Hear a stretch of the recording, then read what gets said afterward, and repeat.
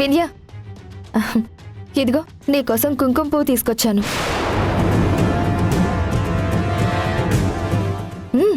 ఏంటి అలా చూస్తున్నావు? నాకు నైట్ మొత్తం పిచ్చి పిచ్చి కలలు వచ్చాయి. అందుకే నీ సమస్యకు పరిష్కారం చూపించాలనుకున్నాను. ముందు ఈ కుంకుమ పువ్వు తీసుకో.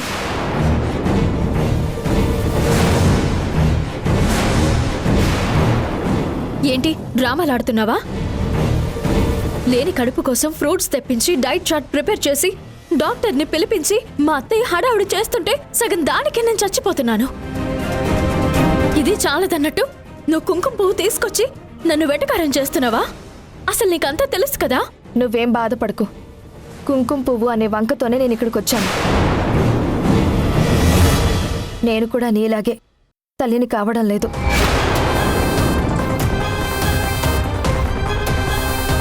నేను బాగా ఆలోచించానే. నేను ప్రెగ్నెంట్ అయితే నువ్వు కాలేదన్న బాధ నిన్ను వెంటాడుతుంది కాబట్టి నేను కూడా అబార్షన్ చేయించుకున్నాను. ఏం మాట్లాడుతున్నావు? ఇవిగో రిపోర్ట్స్.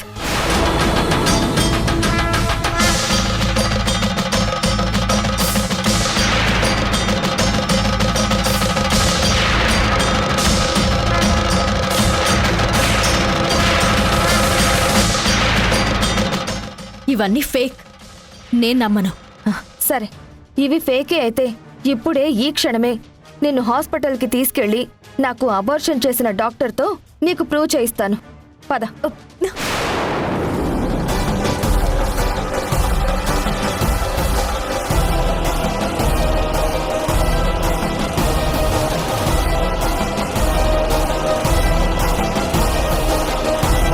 సంధ్య, ఎక్కడికి వెళ్తున్నారు?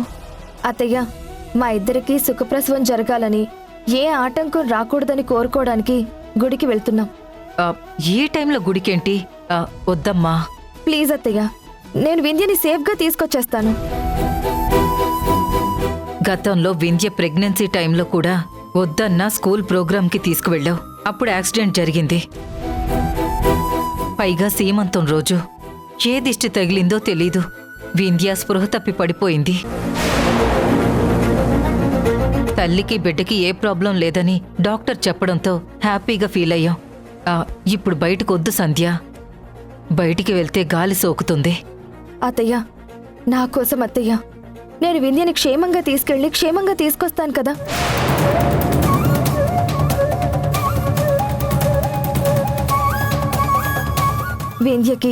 వింధ్య కడుపులో పెరుగుతున్న పిండానికి ఏం కాదు. నన్ను నమ్మండి. ఇలా వెళ్ళి అలా వచ్చేస్తాం. సంధ్య అంతగా బ్రతిమలాడుతుంది కదా వాణి, పంపించు. అది కాదండి. ప్లీజ్ అత్తయ్య, మీ చేతులు పట్టుకుని అడుగుతున్నాను, నా మాట వినండి. మేమిద్దరం అలా వెళ్ళి ఒక్క అరగంటలో వచ్చేస్తాం. సరే, వెళ్ళి త్వరగా రండి. ఏ మాత్రం తేడా రాకూడదు. నేను చూసుకుంటాను అత్తయ్య. వింధ్య, నువ్వురా. ఇప్పుడు కుంకుమ పువ్వు తీసుకురావడం ఏంటి? అంత హడావిడి చేస్తూ వింధ్యని బయటకు తీసుకువెళ్ళడం ఏంటి? అసలు ఏం జరుగుతోంది?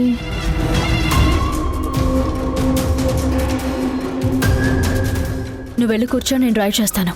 అవును, ఏ హాస్పిటల్? వింధ్య, ఒక్క నిమిషం. ఎప్పుడు నువ్వేనా డ్రైవ్ చేసేది? ఈసారి నేను చేస్తాను. నువ్వు వెళ్ళి కూర్చో. ఏంటి, నువ్వు డ్రైవ్ చేస్తావా?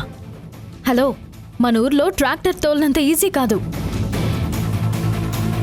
ఇక్కడ నేను మా ఆయనతో బయటికి వెళ్ళినప్పుడు అప్పుడప్పుడు డ్రైవ్ చేశాను కాబట్టి నేను చేస్తాను. నువ్వే వద్దు. అది కాదు వింధ్య, ఈసారి నేను చేస్తాను. చూడు, నువ్వు కాదు నేను కాదు, డ్రైవర్ని పిలుద్దాం. రే బాంటీ, డ్రైవర్ని పిలు. వింధ్య ప్లీజ్, మనిద్దరం ఏకాంతంగా మాట్లాడుకుంటూ వెళ్దాం.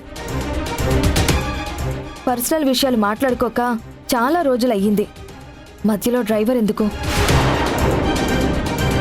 మనమిద్దరమే వెళ్దాం. నా మీద నమ్మకంతో నువ్వు వెళ్ళి కూర్చో. నేను డ్రైవ్ చేస్తాను కదా. నన్ను నమ్ము వింధ్య, నీ ప్రాణానికి నా ప్రాణం అడ్డు. పద.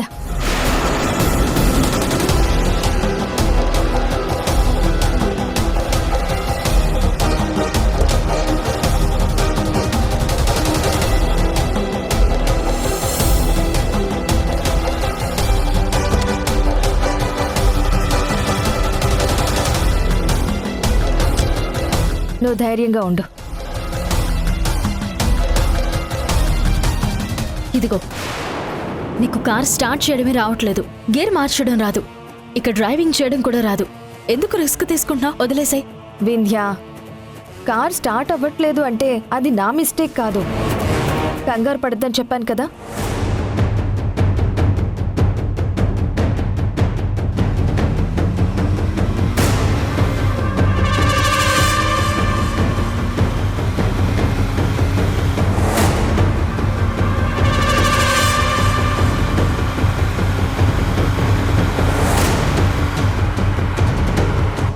సంధ్య, నువ్వు రిస్క్ చేస్తున్నావు. ఇప్పటికైనా నా మాట విని కారాపు, నేను డ్రైవ్ చేస్తాను. ధైర్యంగా ఉండమని చెప్పాను కదా. ముందు నువ్వు నన్ను నమ్ము.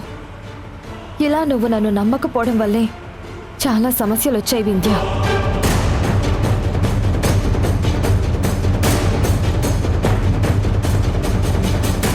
వింధ్య, నీకోసం నేను ముందు వెనుక కూడా ఆలోచించకుండా నా బిడ్డని కూడా నీ చేతిలో పెట్టాను. ఉరుట్లో నా మరో బిడ్డ చనిపోయాక కూడా నా బిడ్డ చనిపోయింది, నా బిడ్డ నాకు ఇచ్చేయని నేను నిన్ను అడగలేదు. అలాంటి ఆలోచన కూడా రాకుండా నువ్వు బాగుంటే చాలు అనుకున్న నన్ను నువ్వు నమ్మవేంటి వింధ్య? నీకు తెలుసు కదా, నా బిడ్డ చనిపోతే మా అత్తయ్య శ్రీకర్ ఎంత బాధపడ్డారు. ఒక విధంగా నేను వాళ్ళని మోసం చేశానే. నీ సంతోషం కోసమే వింధ్య ఇదంతా చేశాను. నేను చేసింది చాలా పెద్ద తప్పు. ఏ భార్య ఏ భర్తని అలా మోసం చేయకూడదు, కానీ నేను చేశాను. ఇదంతా ఎవరి కోసం? మన స్నేహం కోసం కాదా? ఎంత చేసినా మన స్నేహం ఎక్కడ నిలబడిందే గుర్తుందా? నువ్వు నన్ను జుట్టు పట్టుకుని తీసుకొచ్చి బయటికి విసిరేశావు.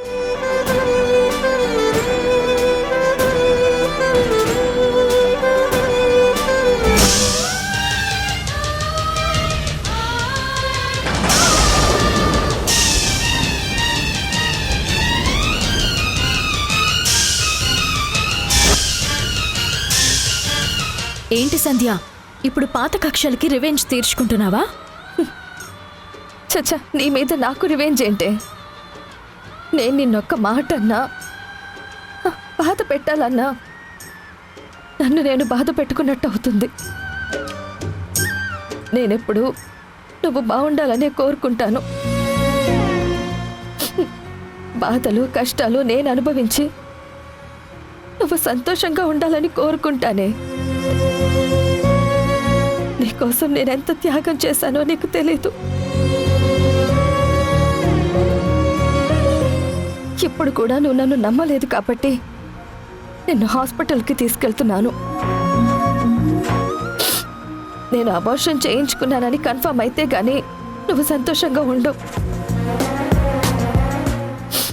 చూడు, నాకు రాత్రి ఒక కల వచ్చింది.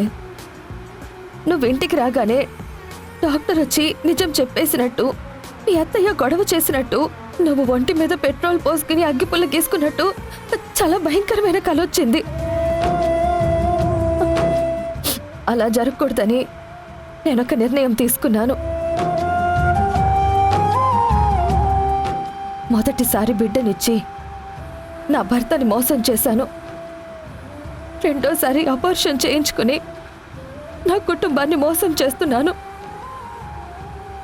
ఇదంతా నీ కోసం. ఇంత చేసినా నువ్వు నీ భర్తతో నాకు అక్రమ సంబంధం అంటగట్టావు చూడు, అది నన్ను జీవితాంతం వెంటాడుతూనే ఉంటుంది. ఎందుకే నన్ను ఇలాంటి మాటలతో నిందించావు? నీకు తెలీదా నేను ఎలాంటి దాన్నో? నీకు తెలీదా నీ భర్త ఎలాంటి వాడు? నీ మిస్అండర్స్టాండింగ్ వల్ల, నీ తొందరపాటు వల్ల మనం ఎంత కోల్పోయాం. అందరిలోనూ ఎంత చులకనయ్యాం. కలిసుండే సంధ్య వింధ్యలు కొట్టుకునే పరిస్థితికి వెళ్ళాం. ఎన్నాళ్ళు ఇలా ఉంటామే? ఎప్పుడు గుండె ఆగిపోతుందో తెలీదు, ఎప్పుడు బ్రెయిన్ స్ట్రోక్ వస్తుందో తెలీదు. తెల్లవారితే బ్రతుకుంటామో లేదో తెలియని ఈ చిన్న జీవితంలో ఈ కుట్రలు, నిందలు ఇవన్నీ ఏంటే? ఎనివే, నువ్వు మారాలి. ఎప్పుడు నువ్వు సంతోషంగా ఉండాలి. నీ సంతోషం కోసం నా కడుపులో పెరుగుతున్న బిడ్డనేంటే నా ప్రాణమైనా ఇస్తాను. ఎప్పటికిప్పుడు నీకోసం చచ్చిపోమంటావా చెప్పు? ఈ క్షణమే ఇక్కడే నేను చచ్చిపోతాను. సంధ్య, ఇప్పుడు నువ్వు చాలా ఎమోషనల్గా ఉన్నావు. కార్ పక్క కాపు, నేను డ్రైవ్ చేస్తాను. ఎందుకే కంగారు పడుతున్నావు? నీ ప్రాణానికి నా ప్రాణం అడ్డు వేస్తానని చెప్పాను కదా. పైగా అత్తయ్యకి కూడా మాటిచ్చాను, నిన్ను సేఫ్గా ఇంటికి తీసుకొస్తాను అని. ఇప్పుడు నిన్ను బయటికి తీసుకొస్తుంది నా ఒక్క సమస్య కాదే, నీ సమస్య కూడా పరిష్కరించాలని. నిన్నిప్పుడు హాస్పిటల్కి తీసుకెళ్తుంది నీ సమస్యకి ఒక శాశ్వత పరిష్కారం చూపించడానికే. ఏం మాట్లాడుతున్నావు? నా సమస్యకి శాశ్వత పరిష్కారం చూపించడం ఏంటి? అసలు నువ్వు దేని గురించి మాట్లాడుతున్నావు? లేని కడుపు ఉన్నట్టు ఎన్నాళ్ళు మేనేజ్ చేస్తావే? నీకు పిల్లలు పుట్టరు. ఈ విషయం మీ అత్తయ్యకి తెలీదు. మీ అత్తయ్యకి నిజం తెలిసిన మరుక్షణం మీ అత్తయ్య ఎలా రియాక్ట్ అవుతుందో నాకు బాగా తెలుసు. అందుకే దీనికో శాశ్వత పరిష్కారం చూపించబోతున్నాను. శాశ్వత పరిష్కారమా? అంటే ఇప్పుడు నువ్వు ఏం చేయబోతున్నావు?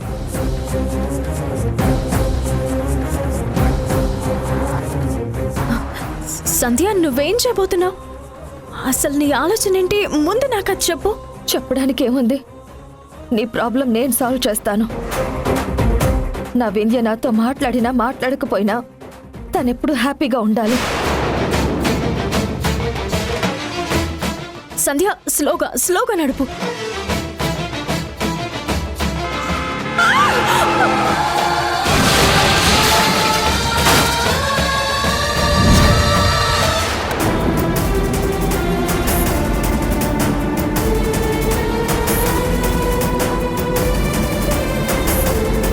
ఏంటత్తయ్య అలా ఆలోచిస్తున్నావు? వింధ్య ఒట్టి మనిషి కూడా కాదు.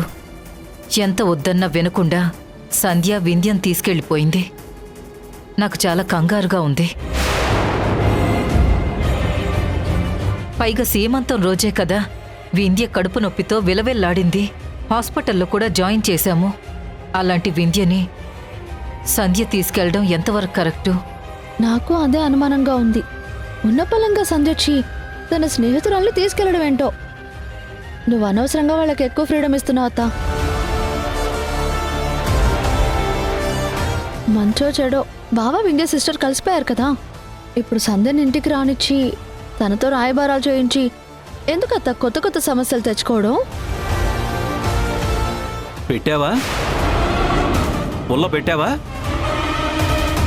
అనుకుంటూనే ఉన్నాను, ఇంకా నువ్వు పెట్రోల్ పోయలేదేంటా, అగ్ని రాజేయలేదేంటా అని.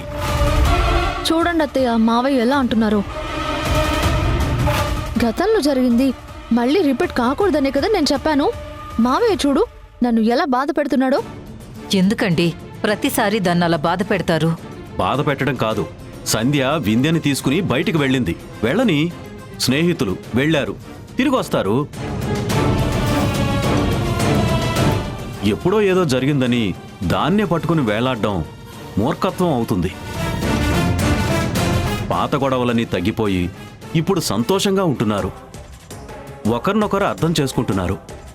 సంతోషమే కదా. మళ్ళీ కొత్త అనుమానాలు ఎందుకు? మౌనిక, నువ్వు సంధ్య వింధ్య గురించి ఆలోచించటం మానేయి. వింధ్య గురించి ఆలోచించడానికి సంధ్య ఉంది, సంధ్య గురించి ఆలోచించడానికి వింధ్య ఉంది. వాళ్ళిద్దరి గురించి ఆలోచించడానికి మేమున్నాం. వాణి, సంధ్య వింధ్యని సేఫ్గా తీసుకొస్తుంది. నువ్వు కంగారు పడొద్దు, సరేనా?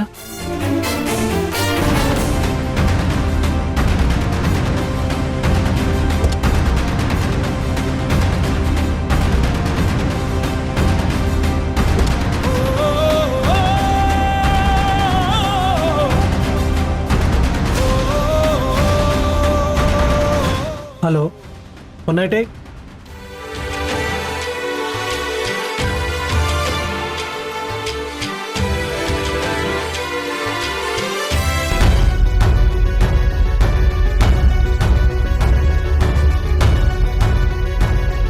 ఏంటి శ్రీజ, మీ వదిన ఏం చేస్తుంది? ఎందుకు వద్దు వద్దు అన్నా వింధ్య దగ్గరికే వెళ్తుంది? కనీసం నాతో ఒక్క మాట నా చెప్పాలి కదా. ఎందుకన్నయ్య కంగారు పడుతున్నావు? వెళ్ళింది తన స్నేహితురాల దగ్గరికే కదా, వచ్చేస్తుందిలే. సరే, నువ్వు వెళ్ళి ఫోన్ తీసుకురా.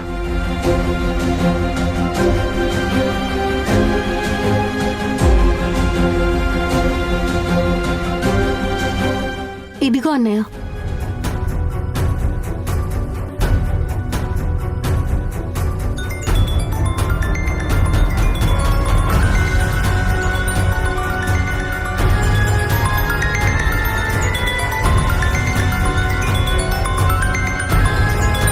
అన్నయ్య, వదిన ఫోన్ ఇంట్లోనే పెట్టెళ్ళింది. కనీసం ఫోన్ కూడా తీసుకెళ్ళలేదు. ఏంటిది?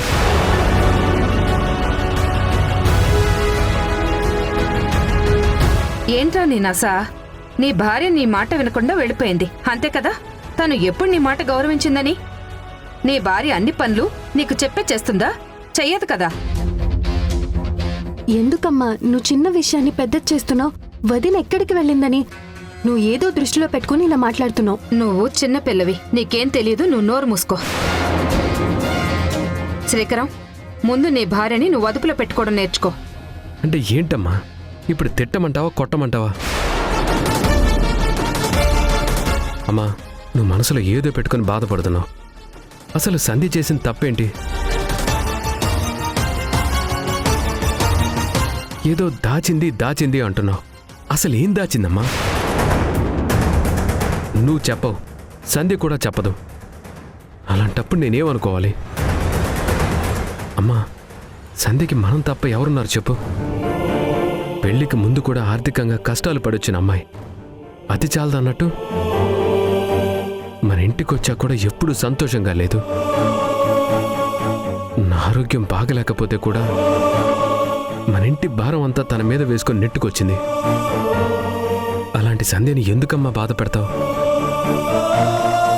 నువ్వు బాధ పెట్టి నేను బాధ పెడితే సంధ్య ఎవరికి చెప్పుకుంటుందమ్మా? ఏ సంబంధం లేని వాణి గారే సంధ్యని ఎంతో ఇష్టపడుతున్నారు. రాజేష్ గారు, జనార్దన్ గారు కూడా తనని ఎంతగానో అభిమానిస్తారు. అలాంటిది మనం ఎందుకమ్మా మన సంధ్యని అర్థం చేసుకోకుండా బాధ పెట్టడం? సంధ్య నాకు చెప్పకుండా వెళ్ళడం తప్పే, కానీ ఏ కారణం లేకుండా సంధ్య అలా చేయదమ్మా. నువ్వు సంధ్య గురించి ఏదేదో మాట్లాడుతూ తనని బాధ పెడుతుంటే నాకైతే చాలా బాధేస్తుందమ్మా. ఏదైనా చెప్పాల్సిందుంటే సంధ్య చెప్తుంది. ఇటు ఉదయించే సూర్యుడు అటు ఉదయించినా కానీ నా సంధ్య ఎప్పుడు నన్ను మోసం చేయదు. తనని బాధ పెట్టద్దమ్మా నువ్వు. సంధ్యకి నువ్వు అన్నా, కుటుంబం అన్నా ప్రాణం. ప్రాణం పోయినా నా సంధ్య నాకెప్పుడు అన్యాయం చేయదు, నాకెప్పుడు అబద్ధం చెప్పదు. అర్థం చేసుకోమ్మా.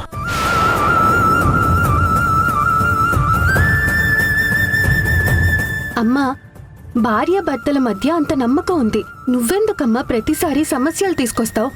ఏదైనా ఉంటే అన్నీ చూసుకుంటాడు కదా. ఒకవేళ నువ్వన్నట్టే భార్య భర్తకి అబద్ధం చెప్పిందనుకుందాం, అన్నయ్యకి లేని అభ్యంతరం నీకేంటమ్మా? ఓసే మెంటల్ దానా, నీకేం తెలుసు? మీ వదిన ఎంత పెద్ద నిజాన్ని దాచిందో, మీ అన్నయ్యని ఎంత మోసం చేసిందో నీకేం తెలుస్తుంది? దాచిందంటావు. ఏం దాచిందమ్మా? అదేంటో తెలుసుకుని నేను బాధపడుతున్నాను. మీరు తెలుసుకుని ఏం సంతోషంగా ఉంటారు? నేను మీలాగే సంధ్యని నమ్మాను. నా నమ్మకం వమ్మైపోయింది. సంధ్య దాచిన నిజం తెలిసిన రోజు మీ అన్నయ్య ఏమైపోతాడోనని తలుచుకుంటేనే నాకు చాలా బాధేస్తుంది. సంధ్య మనల్ని మోసం చేస్తుంది, మనందరినీ బాధ పెడుతోంది, ముఖ్యంగా నా కొడుకుని.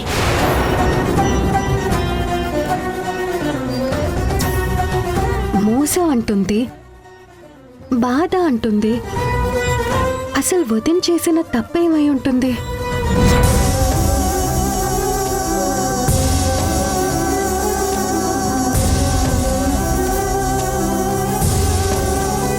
యాక్సిడెంట్ జరిగిన చోట ఈ 2 ఫోన్లు దొరికాయి. ఎలాగైనా ఓపెన్ చేసి వాళ్ళ ఫ్యామిలీకి ఇన్ఫార్మ్ చేయండి. అలాగే. ఎందుకు వాణ్ణి కంగారు పడతావు? సంధ్య తీసుకొస్తుంది కదా. గతంలో ఏదో జరిగిందని పదే పదే దాన్నే పట్టుకుని వేలాడతావేంటి? వాళ్ళేమీ చిన్నపిల్లలు కాదు కదా. నువ్వు కేవలం అత్తవి మాత్రమే. వింధ్య కాబోయే తల్లి. తన కడుపులో ఉన్న బిడ్డ గురించి తనకు తెలీదా? తన జీవితం గురించి తనకు తెలీదా? ఎరా రాజేష్, నువ్వైనా చెప్పరా? నేను అదే చెప్తున్నాను, వింటే కదా. బాబా, అత్తయ్య ఏం ఆలోచించినా ఏం చెప్పినా దానికంటూ అర్థం పరమార్థం చాలా ఉంటుంది. మీరు అనవసరంగా అత్తయ్యతోటి డిబేట్ పెట్టుకోకండి. నువ్వు నోరు మోస్తావా? ప్రతిదానికి నేనున్నానంటూ వచ్చి మాట్లాడతావు.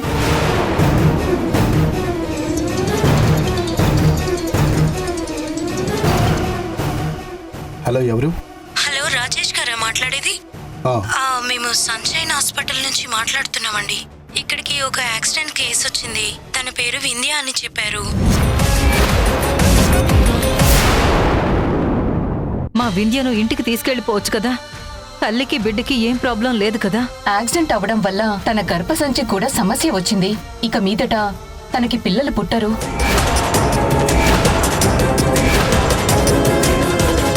నేను తనని తీసుకెళ్లడం వల్లే ఇలా జరిగింది.